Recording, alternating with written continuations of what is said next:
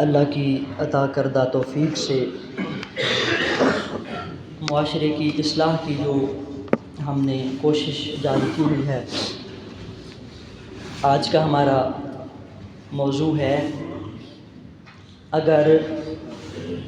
بن مانگے، بغیر لالچ اور حرص کے، بغیر ڈیمانڈ کے اگر کسی سے کچھ مل جائے تو اس کو قبول کر لینا چاہیے، اگرچہ اس کی ضرورت ہو یا ضرورت نہ ہو۔ اس کی مثال آپ کے سامنے کہ ہمارے کئی اچھے حضرات وہ اپنے علماء کی، نیک لوگوں کی، اور جنہیں وہ سمجھتے ہیں کہ انہیں کچھ نہ کچھ دینا چاہیے تو وہ ان کو دیتے رہتے ہیں اور وہ آگے سے قبول کر لیتے ہیں۔ تو یہ اس کی ہمارے معاشرے میں مثال ہے کہ لوگ اپنی مسجد کے قاری صاحب کی، اپنے محلے کے کسی ایسی شخصیت جو نیک ہے تو اس کے گھر میں جا کر کوئی تحفے دے آنا، گفٹ دے آنا، موسم کے مطابق چیزیں ان کو دے دینا، تو یہ بغیر ڈیمانڈ کے، بغیر طلب کے، بغیر سوال اور مانگنے کے ہے، تو ایسا اس شخص کو چیزوں کو قبول کر لینا چاہیے۔ حضور صلی اللہ تعالیٰ علیہ وسلم کے صحابی جو ہیں وہ فرماتے ہیں کہ رسول خدا صلی اللہ علیہ وسلم مجھے کوئی مال عطا فرماتے تو میں عرض کرتا یا رسول اللہ جو مجھ سے زیادہ ضرورت مند ہیں انہیں دیں، تو حضور فرماتے کہ جب یہ تمہارے پاس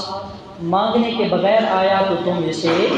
لے لو، تم اسے قبول کر لو، یہ عطیہ ہے، گفٹ ہے، یہ تحفہ ہے۔ اور حضرت عمر فاروق رضی اللہ تعالی عنہ کا بھی ارشاد ہے والذی نفسی بیدہ لا اسأل احدا، مجھے رب کی قسم میں کسی سے سوال نہیں کروں گا، ولا یأتینی شیء من غیر مسألۃ الا اخذتہ، لیکن آج کے بعد اگر مجھے کسی نے کچھ دیا تو میں اس کا وہ قبول کر لوں گا۔ تو یہ جو ہے ہمارے پاس ایک دلیل آ گئی کہ اگر کوئی کسی کو بغیر مانگے کچھ دے دیتا ہے تو اگلے بندے کو چاہیے کہ وہ اس چیز کو قبول کر لے۔ سوال ہے اللہ کے نام پر مانگنے والے شخص کو نہ دینا۔ تو حضرت ابو موسیٰ اشعری رضی اللہ تعالیٰ عنہ سے روایت ہے رسول خدا صلی اللہ علیہ وسلم نے فرمایا ملعون من سأل بوجہ اللہ وملعون من سئل بوجہ اللہ ثم منع سائلہ ما لم یسألہ حجرا، اللہ کی رحمت سے وہ دور، وہ ملعون ہے وہ بندہ کہ جو اللہ کی ذات کے واسطے سے مانگے، اور ملعون ہے وہ شخص جس سے اللہ کی ذات کے واسطے سے مانگا گیا مگر سائل کو نہ دیا۔ اس کی جو ہے وہ وضاحت، ڈیفینیشن آپ یہ سمجھ لیں کہ ہمارے پاس لوگ مانگنے آتے ہیں نا بابا اللہ کے نام پہ کچھ دے دو، تو اس کے لیے یہ ہے کہ تھوڑا سا آپ دے دیں کیونکہ وہ اس نے اللہ کے نام پہ مانگا ہے، ایک بات۔ دوسرا یہ کہ وہ آپ کو جو ہے برا بلا یا گالی گلوچ نہ دینا شروع کر دے، دوسری بات۔ تیسری چونکہ حضور نے کہہ دیا، فرما دیا کہ وہ شخص ملعون ہے یا رحمت الہی سے دور ہے کہ جس سے اللہ کے نام پہ سوال کیا گیا تو جو ہے وہ کچھ نہ کچھ اس کو دے دے۔ لیکن اس میں ایک بات کا پھر ہمیں خیال کرنا ہوگا، جیسے میں نے 3 دن پہلے بھی گزارش کی تھی کہ میرے کہنے تے نہ کسی نے دینا ہے تے نہ روکنا ہے، دونوں باتیں اپنی ذمہ داری آپ کی خود، وہ آپ پہ ڈیپینڈ ہے۔ لیکن یہ مانگنے والے چونکہ سارے پروفیشنل ہیں تو میرا وجدان، میرا علم یہ کہتا ہے، شاید میری آپ اس بات سے متفق ہوں، ایگری ہوں یا نہ ہوں، کہ یہ جو وعید ہے، جو عذاب ہے کہ وہ بندہ اللہ کی رحمت سے محروم کہ جس سے رب کے نام پہ مانگا گیا اور اس نے نہ دیا، اس میں یہ لوگ نہیں آئیں گے جو گلی محلوں میں ہر وقت ہی مانگتے پھرتے ہیں، کیونکہ یہ تو پروفیشنل ہوئے نا، یہ تو پیشہ ور ہیں، ان کا تو دھندا کاروبار ہے، ان کا تو بزنس ہی مانگنا ہے۔ یہ حدیث، یہ وعید، یہ عذاب اس کے لیے ہوگا جو آدمی واقعی حقدار ہے اور اس نے حقدار ہو کر کسی سے اللہ کے نام پہ سوال کیا اور آگے والے نہ دیا، تو پھر وہ بندہ اللہ کی لعنت کا، اللہ کی رحمت سے، اللہ کے غضب کا مستحق ہو سکتا ہے۔ باقی یہ حدیث میرا علم یہ کہتا ہے کہ یہ ان فقیروں جو مانگنے والے گدھا گر ہیں ان پر فٹ نہیں آتی۔ بہرحال حضور صلی اللہ علیہ وسلم کی ایک اور حدیث رجل یسأل باللہ ولا یؤتی،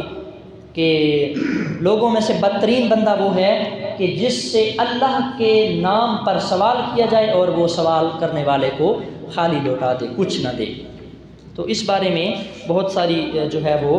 مشکلات کا ہم شکار ہیں کہ ہمارا معاشرہ ایسا بن چکا ہے کہ چونکہ مانگنے والے ٹوٹلی وہ پیشہ ور ہیں، اب پتہ نہیں چلتا کہ وہ ان میں سے حقدار کون ہے، ڈیزرونگ کون ہے یا کون نہیں ہے۔ بہرحال اس کی آپ خود جو ہے وہ جانچ پڑتال کسی بھی بہتر انداز سے کریں۔ صدقہ دینے اور غریب اور محنت اور کوشش کرنے والوں پر بھی صدقہ کرنا، یہ بھی ایک انتہائی خوبصورت جو ہے وہ معاشرے کو منظم کرنے کی۔ یہ دیکھیں نا، سارے چیپٹر ہماری اپنی سوسائٹی کو ڈیولپ کرنے کے لیے ہیں، اپنے معاشرے کی بہتری کی طرف معاشرے کو۔ میں رات ایک جگہ خطاب کرنے گیا تو کہا کہ خطاب کریں، میں نے حضور صلی اللہ علیہ وسلم کی یتیم پروری وہاں پہ بیان کی۔ میں نے کہا حضور خود یتیم تھے پھر بھی یتیموں کی پرورش کیا کرتے تھے۔ حضور خود، آپ کا فقر اختیاری تھا، آپ کی غربت آپ نے خود چوز کی تھی، وگرنہ کیا کرنی تھی ان کے پاس؟ ہاں جی، کہا تھا نا کہ میں اگر چاہوں تو احد پہاڑ سونے کا بن جائے، چاہا نہ تھا لیکن اتنا جملہ زبان سے نکالا تھا، میں چاہوں تو احد پہاڑ، اور آج سونے کی کان ہے وہاں احد پہاڑ میں، آج سونا نکل رہا ہے کیونکہ زبان مصطفیٰ سے نکل گیا کہ میں چاہوں تو احد پہاڑ میرے پیچھے پیچھے سونا بن کے دوڑنے لگے، لیکن میں چاہتا، میں نے غربت کو، فقر کو، میں نے جو ہے وہ تھوڑے پیسے کو، مسکینیت کو اور غربت کو میں نے چوز کیا، پسند فرمایا، وگرنہ حضور کے پاس۔ تو حضور صلی اللہ علیہ وسلم باوجود ہے کہ آپ غربت اختیار کیا، ٹھیک ہے، فقر کو چنا، لیکن پھر بھی غریبوں کی دیکھ بھال کیا کرتے تھے، پھر بھی غریبوں کا، یتیموں کا خیال کیا کرتے تھے۔ بات ایسے تھی کہ ایک مشرکہ عورت تھی، اسی پہ وائنڈ اپ کرتا ہوں، پھر انشاءاللہ یہ کل پڑھیں گے، تھوڑا اسٹڈی بھی نہیں کی میں نے۔ حضور کی بارگاہ میں، حضور کے زمانے میں مکہ پاک میں اعلان نبوت کیا۔ ایک مشرکہ عورت تھی جو مذہب عیسائیت کی پیروکار تھی، کرسچن تھی، بتوں کی پوجا کرتی تھی۔ اس کا چھوٹا بیٹا تھا، اس کا خاوند فوت ہو گیا، بیوی کا، بیٹا چھوٹا ہے، کمانے کے قابل نہیں ہے، تو جسم پہ لباس بوسیدہ ہو گیا، پیسے نہ تھے، لباس خریدنا تھا، لیکن گھر میں کچھ ہے نہیں، کمانے والا کوئی ہے نہیں۔ ایک ہسبینڈ تھا جس کی ڈیتھ ہو گئی، اب بیٹا چھوٹا ہے، ماں کے جسم کو بے لباس دیکھا تو بیٹے نے کہا امی اجازت دیں میں چچا کے گھر جاتا ہوں، ان سے کہتا ہوں کہ امی بے لباس ہیں، کچھ لباس دے دیں، کوئی کپڑے دے دیں، پیسہ دے دیں، کپڑے خریدیں۔ تو بیٹا ننھے قدموں سے اپنے چچا کی دروازے پہ نوکیں کی، دستک دی اور کہا چچا آپ جانتے ہیں ہمارا والد یعنی آپ کا بھائی تو دنیا سے چلا گیا، تو میری امی بے لباس ہیں، کپڑے اب وہ پھٹ گئے، بوسیدہ پرانے ہو گئے، کچھ لباس کا ارینج کر دیں۔ تو چچا نے دھتکار کے دھکے دے کے باہر نکال دیا۔ اب یہ بچہ مشرک ہے بچہ، آنکھوں سے آنسو جاری ہیں۔ کسی نے کہا گلی سے آتے ہوئے، غور سے سنیے گا، کسی نے گلی سے آتے ہوئے کہا کہ بیٹا کیوں رو رہے ہو؟ کہا میری امی بے لباس ہیں، چچا کے پاس لباس مانگنے گیا تو مجھے انہوں نے دھتکار دیا، خالی لوٹا دیا، نہ دیا کچھ بھی۔ تو اس گزرنے والے راہگیر نے کہا میں تمہیں ایک دربار بتاتا ہوں، جاؤ صحن حرم میں محمد عربی نام کا ایک شخص موجود ہوگا، اس کے پاس جاؤ اور سوال کرو، مجھے یقین ہے کہ وہ تمہیں ضرور نوازے گا، ضرور عطا فرمائے گا۔ لیکن ایک بات یاد رکھنا، اس کا مذہب اور ہے، اس کا مذہب اور ہے، دین اور ہے، اس کا اسلام اور ہے۔ آپ تو چونکہ مشرک ہو، آپ تو بتوں کی پجاری ہو، لیکن وہ بتوں کے اگینسٹ چلتا ہے، مخالف، بتوں کے حق میں بات نہیں کرتا، بول کے بتوں کو تو گرانے کی باتیں کرتا ہے۔ بیٹا آیا ماں کے پاس اور کہا امی چچا کے پاس گیا، آنسو لے کے آیا ہوں، لباس نہیں ملا۔ چچا نے دھکے دے کے گھر سے باہر نکال دیا، کہا کوئی لباس نہیں میرے پاس، میں کچھ پیسے وغیرہ نہیں دے سکتا، نہیں دوں گا آپ کو۔ تو امی ایک شخص راستے میں مجھے ملا اور اس نے کہا کہ جاؤ مسجد حرام، صحن حرم، خانہ کعبہ کے سامنے ایک شخص محمد نامی بیٹھا ہے، وہ بڑا ہی نوازتا ہے جو بھی اس کے دربار میں جاتا ہے، امی اجازت ہے تو جاؤں؟ امی نے کہا نہیں اجازت۔ امی نے کہا ایک شرط پہ کہ اس کا دین دھرم قبول نہیں کرنا، وہ دین دھرم صنم چھین لیتا ہے، جو بھی اس کے پاس جاتا ہے اسی کا ہو جاتا ہے، جو بھی اس کی بارگاہ میں جاتا ہے اسی کا ہو جاتا ہے۔ تو خیال کرنا، دین نہ دے کے آنا، باقی تم جاؤ سوال کرو۔ صحن حرم کے پاس آیا، آنکھوں میں آنسو لیے ہوئے، اشکوں کا خراج اس کی آنکھیں دے رہی ہیں، اور حضور کی بارگاہ میں، میرے حضور کی بارگاہ میں آ کے کہتا ہے اے محمد آیا ہوں پر دین قبول نہیں کروں گا۔ پہلی بات اس نے یہی کی کہ اے محمد دین ایکسیپٹ نہیں کروں گا، آیا ہوں سوال کرنے۔ میرے حضور مسکرا پڑے اور میرے حضور نے فرمایا بیٹے بات بتاؤ کیوں خیریت سے آئے ہو؟ جی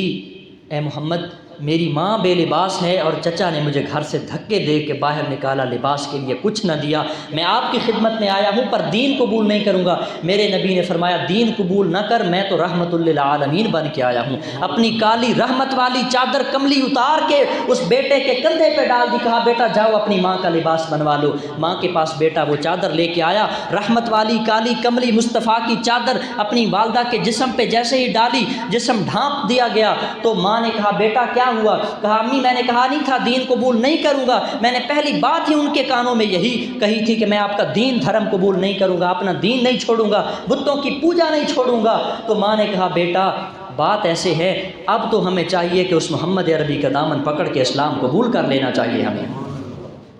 میرے حضور یتیم پرور تھے، یتیم تھے لیکن یتیموں کی پھر بھی پرورش کیا کرتے تھے، لیکن ہمارے دل سخت ہو گئے، ہمارے پاس ہونے کے باوجود بھی ہم نہیں دیتے۔ میرے حضور کی بارگاہ میں اس عورت نے کہا بیٹا اب تو ہمیں دین قبول کرنا چاہیے کہ ہم بت پرست ہیں، تمہارا چچا بھی بت پرست ہے، ہمارا باپ دادا چونکہ بتاں کے پجاری تھے لیکن چچا نے دھتکار دیا، جو ہمارے اپنے مذہب ملت کا عقیدے کا تھا اس مصطفیٰ نے ہمیں نواز دیا جس کا عقیدہ مذہب بھی اسلام ہے، ہمارا مذہب بھی مخالف ہے، اس نے مذہب کو نہیں دیکھا، اس نے اسلام کو بالائے طاق رکھ کر تمہیں نواز دیا، اب تو جانا چاہیے مصطفیٰ کے قدموں میں گرنا چاہیے۔ اور پھر دونوں ماں بیٹا آئے، ماں بیٹا دونوں آئے مصطفیٰ کی بارگاہ میں، اسلام قبول کیا۔ تو بتانے کا مقصد یہ ہے صدقہ و خیرات، یہ نیکیاں، یہ کچھ کسی کو کچھ دینا، اس کے ساتھ معاشرہ بہتر ہوتا ہے۔ لیکن ہم نے تو اتنی نفرتیں، جیسا کہ کل میں نے جمعے پہ بھی بیان کیا، کینے رکھ دیے، بغض رکھ دیا دلوں کے اندر، اسی لیے مسلمان دن بدن نیچے جا رہا ہے، مسلمان دن بدن نیچے جا رہا ہے۔ اس کی وجہ یہ ہے کہ ہم نے مومنوں سے، انسانوں سے، بندوں سے پیار کرنا چھوڑ دیا۔ میرے حضور تو یہ نہیں کہتے تھے کہ وہ مشرک ہے یا مشرکہ ہے یا کافر ہے، نہیں، فرمایا انسان تو ہے نا، انسان تو ہے، انسانیت کی خدمت کرو، انسانیت کی خدمت کرو گے اللہ کافروں کے دلوں کو بھی اسلام کی دولت سے مشرف فرما دے گا۔ اللہ تعالیٰ ہمیں عمل کی توفیق عطا فرمائے۔